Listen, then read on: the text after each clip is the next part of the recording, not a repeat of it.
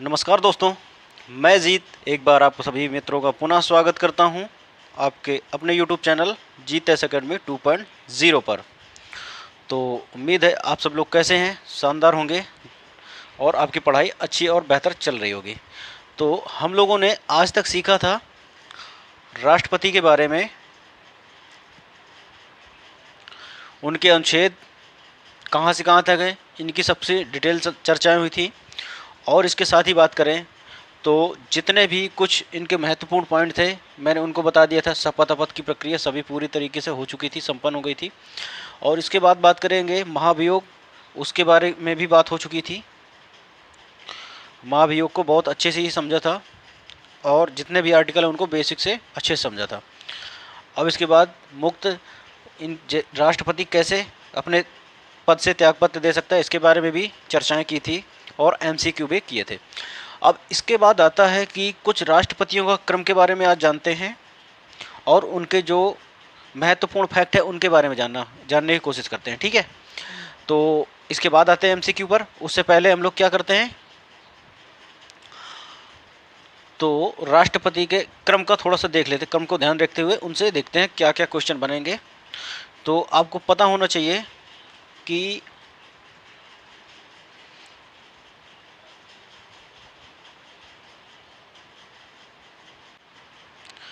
किसके बारे में बात करते हैं, राष्ट्रपति के क्रम के बारे में। तो हमारे पहले राष्ट्रपति कौन हैं, तो डॉक्टर राजेंद्र प्रसाद जी। कौन है, डॉक्टर राजेंद्र प्रसाद जी। दूसरे बात करें तो कौन है, डॉक्टर सर्वपल्ली राधाकृष्णन। और यदि तीसरे बात करें, दूसरे भी डॉक्टर ही हैं। कौन है, डॉक्टर सर्वपल्ली राधाकृष्णन। और तीसरे भी डॉक्टर ही हैं। कौन, तो डॉक्टर जाकिर हुसैन। ये तीन डॉक्टर हो गए। क्रम ऐसे याद कर लेना, तीन पहले क्या हैं, डॉक्टर हैं। कौन कौन, तो डॉक्टर राजेंद्र प्रसाद, और दूसरे नंबर पर डॉक्टर सर्वपल्ली कृष्णन, और तीसरे नंबर पर डॉक्टर जाकिर हुसैन। ठीक है, जो जाकिर हुसैन है ये क्या है कि प्रथम कार्यवाहक राष्ट्रपति हैं जिनकी कार्यकाल के दौरान मृत्यु हो गई थी। ठीक है, तो ये भी बाद में बात करेंगे। और यदि चौथे की बात करें, यहाँ पे चौथे राष्ट्रपति कौन है, चौथे हैं हमारे VV गिरी।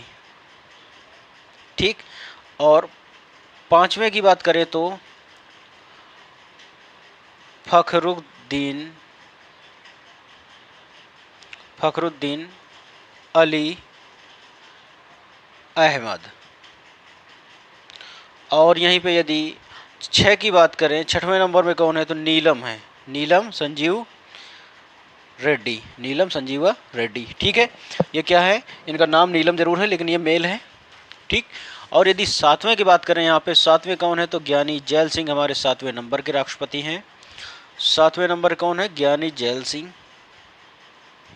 और यदि आठवें नंबर की बात करें हम, तो R वेंकट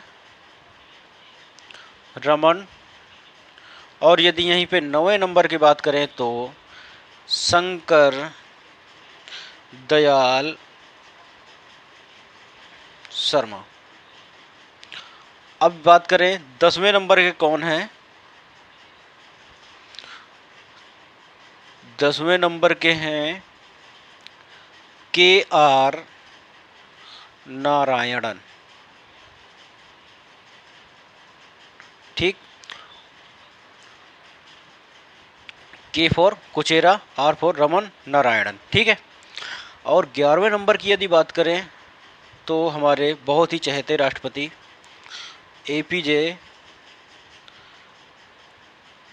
अब्दुल कलाम साहब।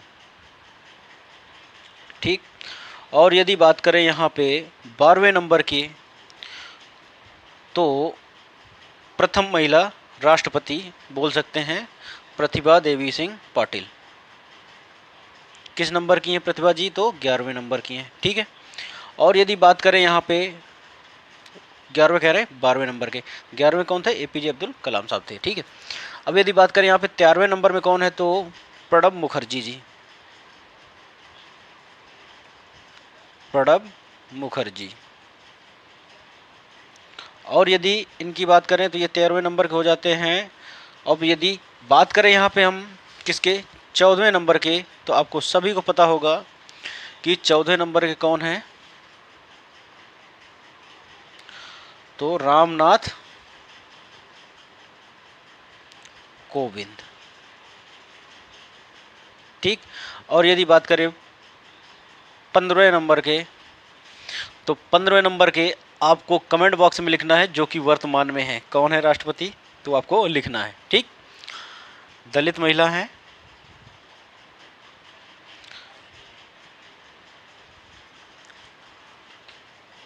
तो चलो 15 नंबर के आप कौन है, तो उनको कमेंट बॉक्स में आपको राष्ट्रपति लिखना है। अब बात करते हैं यहाँ पे एक एक करके उनके फैक्ट जानने की कोशिश करते हैं। ठीक।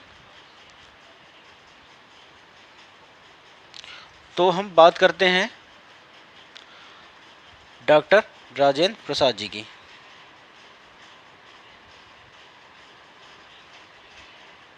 राजेंद्र प्रसाद जी की बात करते हैं। ये क्या है, पहले राष्ट्रपति, ये तो आपको पॉइंट पता ही चल जाएगा।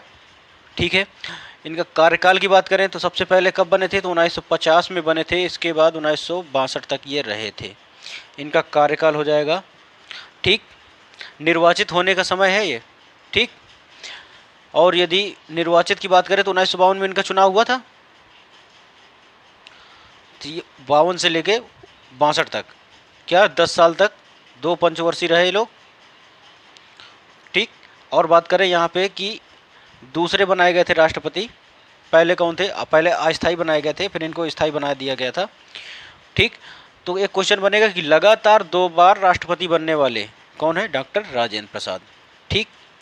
और इनको भारत रत्न भी दिया गया है 1962 में ही, क्या भारत रत्न भी दिया गया है। ठीक। अब यदि और पॉलिटी की बात करें इनमें, तो इनकी समितियां थी संचालन समिति, नियमन समिति और राष्ट्रीय झंडा समिति। इन सब के ये अध्यक्ष भी रहे हैं। ठीक है। ये हो गए किनके, राष्ट्रपति से संबंधित यानी डॉक्टर राजेंद्र प्रसाद से संबंधित कुछ प्रमुख तथ्य। अब आते हैं, एक क्वेश्चन बनेगा आपको कि राष्ट्रपति अधिनियम कब आया, तो 1951 में राष्ट्रपति अधिनियम आता है। और 1952 में क्या होता है, राष्ट्रपति का चुनाव होता है। इतना याद रखिएगा। ठीक। और इसमें बोला जाता है कि सभी राष्ट्रपति क्या होंगे, अब निर्वाचित होंगे। इससे पहले निर्वाचन नहीं हुआ था। ठीक है। तो अब बात करते हैं हम दूसरे नंबर के राष्ट्रपति यानी डॉक्टर सर्वपल्ली राधाकृष्णन के ऊपर।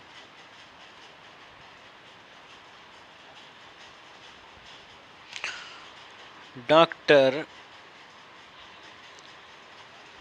सर्वपल्ली राधाकृष्णन, इनके बारे में जानने की कोशिश करते हैं। तो भारत के दूसरे राष्ट्रपति थे, ये तो आपको पता ही है। इसके साथ क्या है कि ये पहले उपराष्ट्रपति हैं। ये इंपॉर्टेंट पॉइंट है, पहले उपराष्ट्रपति हैं। ठीक। और इनकी याद में क्या 5 सितंबर को क्या मनाया जाता है, तो शिक्षक दिवस मनाया जाता है। ठीक। और इनको भी भारत रत्न मिला है, कब मिला है, तो 1954 में मिला है। 1954 में 3 लोगों को भारत रत्न दिया गया है, जिनमें डॉक्टर सर्वपल्ली राधाकृष्णन भी शामिल हैं। ठीक। अब ये 3 लोग कौन है 1954 में, तो बात करें सी राजगोपालाचारी हो जाते हैं, और डॉक्टर सर्वपल्ली राधाकृष्णन जी हो जाते हैं, और सीवी रमन जी हो जाते हैं। ठीक है। ये हो गई कुछ डॉक्टर सर्वपल्ली राधाकृष्णन के बारे में बातें। अब बातें करते हैं हम हमारे तीसरे राष्ट्रपति कौन, डॉक्टर जाकिर हुसैन के बारे में। जो मेन पॉइंट है उन्हीं पर चर्चाएं की जा रही। ठीक है। डॉक्टर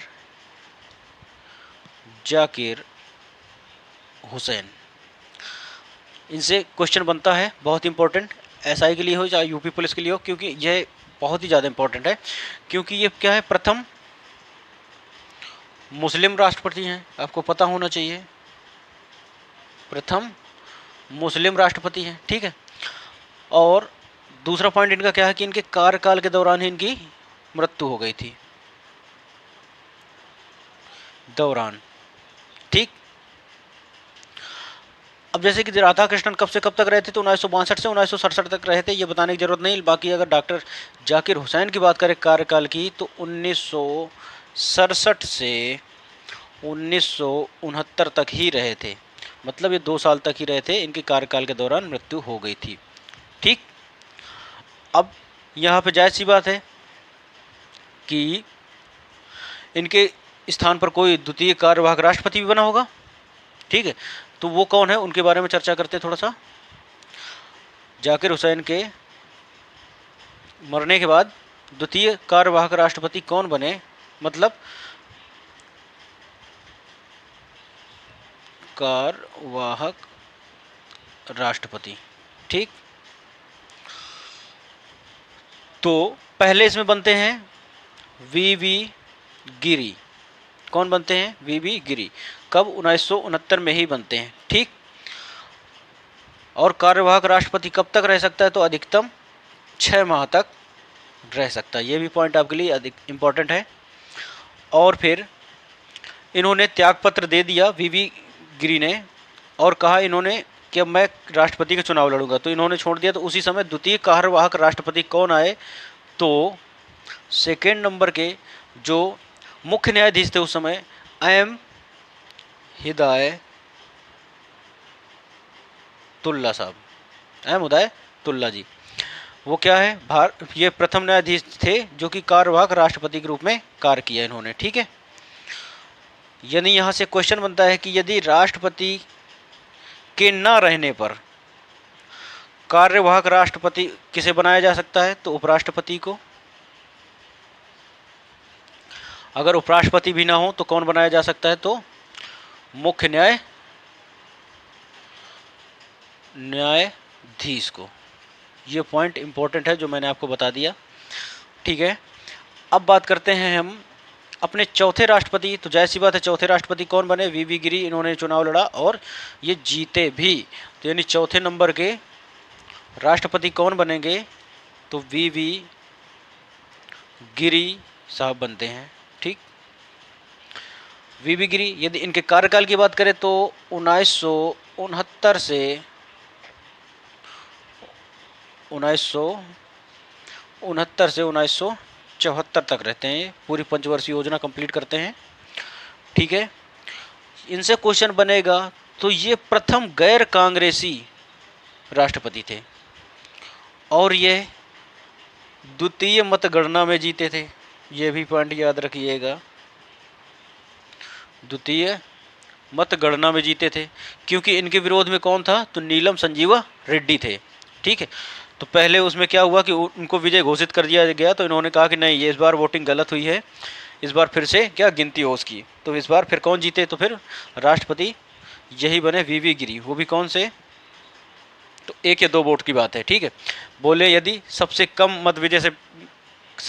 कम मतों से विजय हुए, यानी इनके कितने पॉइंट निकले, तो 52 पॉइंट लिख लीजिए पूरा। 2% इनके वोट थे, समझ लीजिए।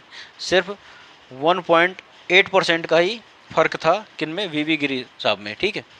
और नीलम संजीवा रेड्डी के बीच में। अब बात करते हैं क्वेश्चन वो राष्ट्रपति के क्रमांक में जो 5वें नंबर पर आते हैं, वो है फखरुद्दीन अली अहमद। फखरुद्दीन अली अहमद। ठीक। अब इनके कार्यकाल की बात करें तो ये रहते हैं 74 से 77 तक रहते हैं, 3 साल। ठीक। बोले तो 74 से 77 4 साल तक रहते हैं, 3.5 साल के समथिंग तक ये लोग रहते हैं। ठीक। तो अब बात करते हैं कि क्या है, फखरुद्दीन अली हैं, तो जाहिर सी बात है दूसरे मुस्लिम राष्ट्रपति हैं, दूसरे मुस्लिम राष्ट्रपति हैं। और यदि बात करें तो जैसे ये जितने भी मुस्लिम राष्ट्रपति हैं उनकी क्या कार्यकाल के दौरान ही इनमें मृत्यु हो जाती है। तो इनमें क्या है कि ये इनकी भी कार्यकाल के दौरान क्या हो गई, मृत्यु हो गई। ठीक है। तो और इन्होंने सबसे बड़ी बात क्या है, जब इनकी कार्यकाल की मृत्यु हुई थी कार्यकाल के दौरान, तो उससे पहले इन्होंने क्या किया था, कि तीसरे आपातकाल की घोषणा की थी। आपातकाल कब लगा था? 1975 में उसकी क्या की थी? घोषणा की थी। ठीक है, उस समय यदि बात करें तो कौन सा लगाया था? तो सशस्त्र विद्रोह लगाए थे लोगों ने, सशस्त्र विद्रोह की बात करी थी, जो कि 44वां संविधान संशोधन के तहत आया था। ठीक, और जाहिर सी बात है इसमें कोई कार्यवाहक राष्ट्रपति भी बने होंगे। तो कार्यवाहक राष्ट्रपति बने थे, जो क्रम में तीसरे कार्यवाहक राष्ट्रपति थे वो थे बी डी जत्ती। कौन थे? बी डी जत्ती, यानी बसपा डुनप्पा जत्ती इनका पूरा नाम है। ठीक है, अब पढ़ते हैं हम जो कि छठवें क्रमांक में आते हैं उनकी तरफ। जो छठवें नंबर में आते हैं उनका नाम है नीलम संजीवा रेड्डी। लगता तो फीमेल है, लगती तो ये फीमेल है, लेकिन है क्या? ये मेल है, ये बात याद रखिएगा। अब ये क्या है, इनका कार्यकाल की बात करें तो ये लोग 77 से 82 तक, कहाँ तक जाते हैं? 82, यानी 1982 तक जाते हैं। ठीक, अब ये क्या है, जब इन्होंने चुनाव लड़ा राष्ट्रपति का तो इनके कोई विरोध में ही नहीं खड़ा हुआ। समझ रहे हो? तो एक क्वेश्चन बनेगा कि प्रथम निर्विरोध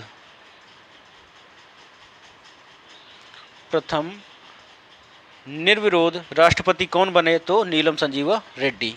और एक क्वेश्चन बनेगा कि सबसे युवा राष्ट्रपति कौन है? तो नीलम संजीवा रेड्डी। ठीक है, अब यदि बात करें ये क्या थे, तो ये लोकसभा के पहले अध्यक्ष था, मतलब पहले अध्यक्ष नहीं थे, मतलब पहले इसके राष्ट्रपति बनने से पहले क्या थे? तो लोकसभा के अध्यक्ष थे। ठीक, अब बात करते हैं हम ज्ञानी जैल सिंह पर, यानी जो कि 7वें नंबर के हैं। कौन? ज्ञानी जैल सिंह। ठीक, तो ये प्रथम सिख राष्ट्रपति हैं, प्रथम सिख राष्ट्रपति। ठीक,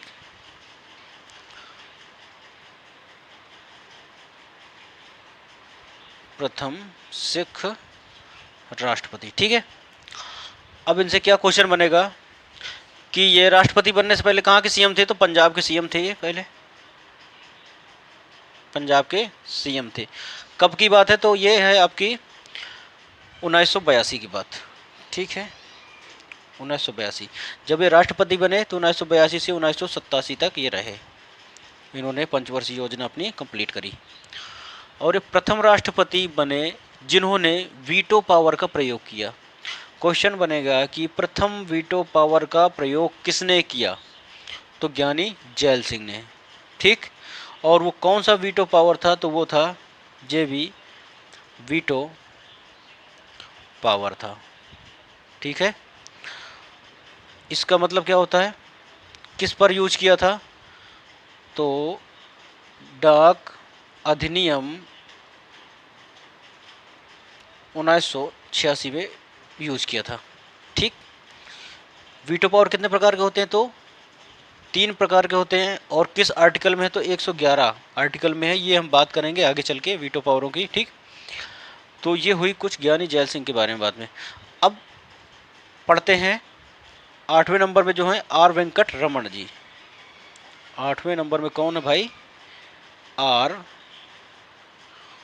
वेंकट रमन या रमन। ठीक है, समय की बात करें तो 1987 से 1992। इन्होंने क्या किया? इन्होंने भी वीटो पावर का प्रयोग किया।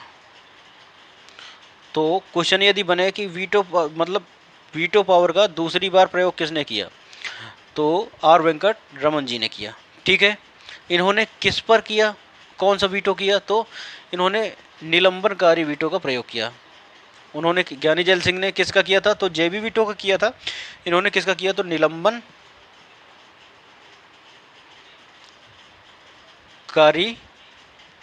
वीटो का प्रयोग किया। ठीक, ये किस पर प्रयोग किया? तो सांसद पेंशन अधिनियम 1992 पर इन्होंने प्रयोग किया। ठीक है, और सबसे अधिकतम उम्र वाले राष्ट्रपति हैं ये कौन? आर वेंकट रमन।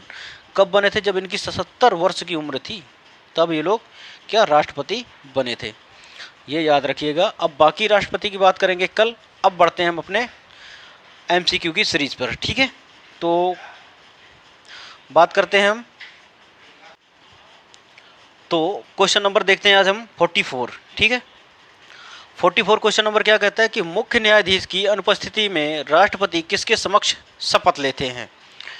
तो सर्वोच्च न्यायालय का वरिष्ठ न्यायाधीश, यानी option number D is right हो जाएगा इसका। ना ही उपराष्ट्रपति के समक्ष लेते हैं, ना ही महान न्यायवादी के, ना ही लोकसभा अध्यक्ष के प्रति। किसके समक्ष लेते हैं? सर्वोच्च न्यायालय के वरिष्ठ न्यायाधीश के रूप में जो होता है उनको शपथ दिलाता है। ठीक है, यदि मुख्य न्यायाधीश नहीं होते हैं तो।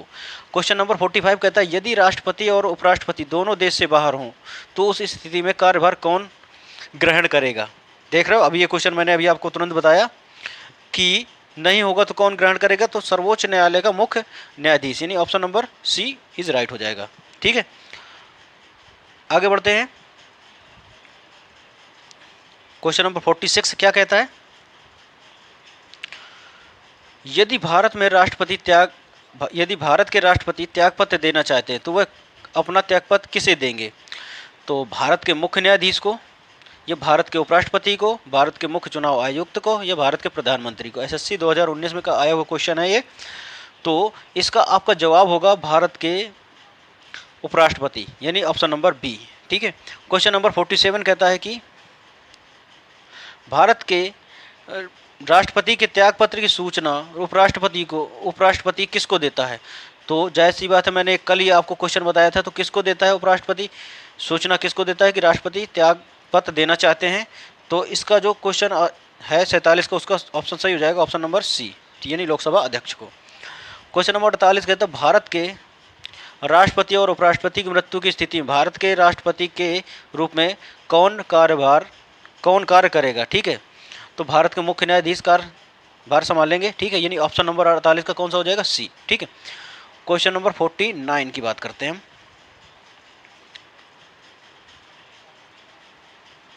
क्वेश्चन नंबर 49 क्या कहता है कि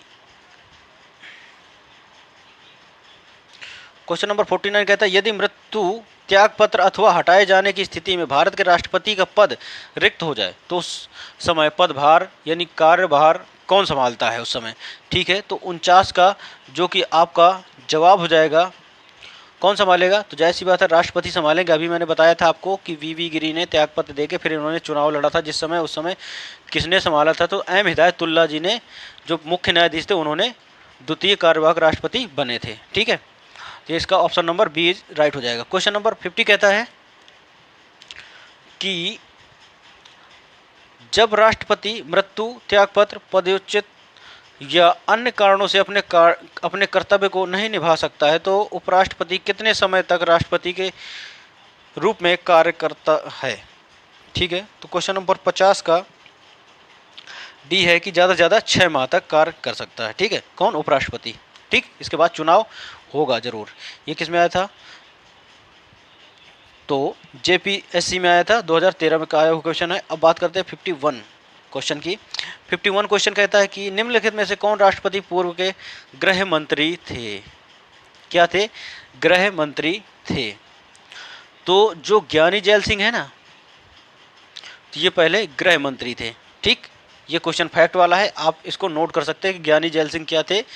तो ये पूर्व में क्या थे? गृह मंत्री थे। ठीक, अब यदि बात करते हैं यहाँ पे 52 की, तो इसमें कहता है कि भारत के राष्ट्रपति निर्वाचित होने से पूर्व निम्नलिखित में से कौन से उपराष्ट्रपति नहीं थे? भारत के राष्ट्रपति निर्वाचित होने से पूर्व निम्नलिखित से कौन से उपराष्ट्रपति नहीं थे? ठीक है, यानी 52 का ऑप्शन हो जाएगा ऑप्शन नंबर डी, क्या? ज्ञानी जैल सिंह जी नहीं थे। ठीक है, क्वेश्चन नंबर 53 कहता है भारत के चौथे राष्ट्रपति कौन थे? तो कौन थे? जैसी बात है, चौथे राष्ट्रपति कौन थे भाई? तो मैंने अभी आपको बताया कौन लड़ा था, वीवी गिरी जी ने चुनाव लड़ा था, फिर यही राष्ट्रपति बने थे, यानी option number A is right हो जाएगा। क्वेश्चन नंबर 54 कहता है सबसे लंबे समय तक भारत के राष्ट्रपति रहे, सबसे लंबे समय तक भारत के राष्ट्रपति कौन रहे हैं?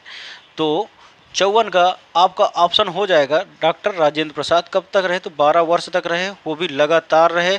और यदि ये सिर्फ निर्वाचन का समय नहीं है, ये पहले भी थे 2 वर्ष और 10 वर्ष इनका क्या है, निर्वाचन का समय है। ठीक है, ठीक, इसके बाद वो लोग रहे।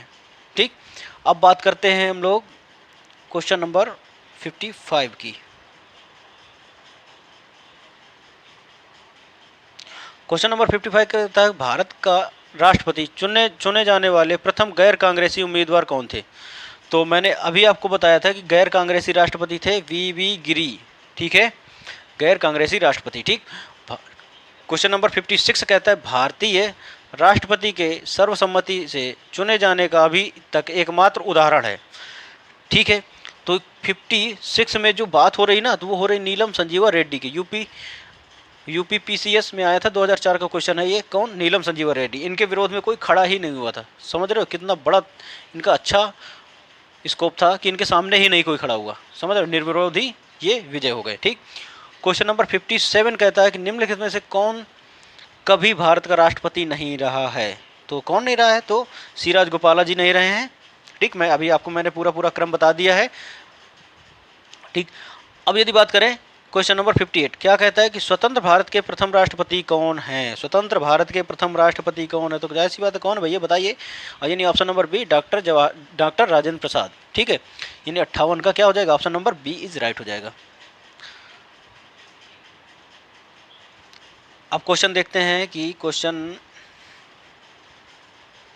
नंबर 59 कहता है कि क्वेश्चन देखिए कितना शानदार है। बीपीएससी 2004 में आया, एसएससी 2002 में भी आया कि लगातार 2 बार राष्ट्रपति कौन रहे? तो डॉक्टर राजेंद्र प्रसाद जी ही रहे, यानी option number A he right हो जाएगा। अब बात करें क्वेश्चन नंबर 60 की, तो भारतीय संविधान का कौन सा अनुच्छेद राष्ट्रपति के पद के लिए पुनर्निर्वाचन की बात करता है, योग्यताएं निर्धारित करता है? अब मैंने आपको बताया था कि योग्यताएं कौन, जो 57 का अनुच्छेद है ना, वो क्या करता है? योग्यताएं, अहर्ताएं बताता है राष्ट्रपति की क्या क्या अहर्ताएं होनी चाहिए। पागल या दिवालिया नहीं होना चाहिए, लाभ के पद पर नहीं होना चाहिए, ये सब बातें। ठीक, जो कि मैंने आपको पहले ही वीडियो में बता रखा है। अब क्वेश्चन नंबर 61 कहता है जनता पार्टी के शासन के दौरान भारत के राष्ट्रपति थे। जनता पार्टी के शासन के दौरान भारत के राष्ट्रपति थे, तो कौन थे? तो जो नीलम संजीवा रेड्डी थे ना, ये जनता पार्टी के शासन के दौरान भारत के राष्ट्रपति थे। ठीक, क्वेश्चन नंबर 62 क्या कहता है?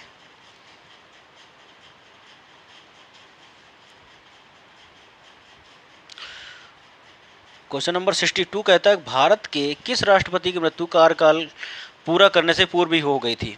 तो आपको पता होना चाहिए, पहले कौन थे?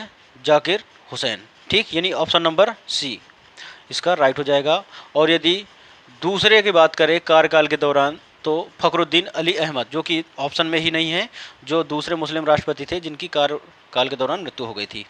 ठीक, क्वेश्चन नंबर 63 कहता है कि भारतीय संघ के प्रतिरक्षा बलों का सर्वोच्च समादेश निम्नलिखित में से किस में निहित होता है?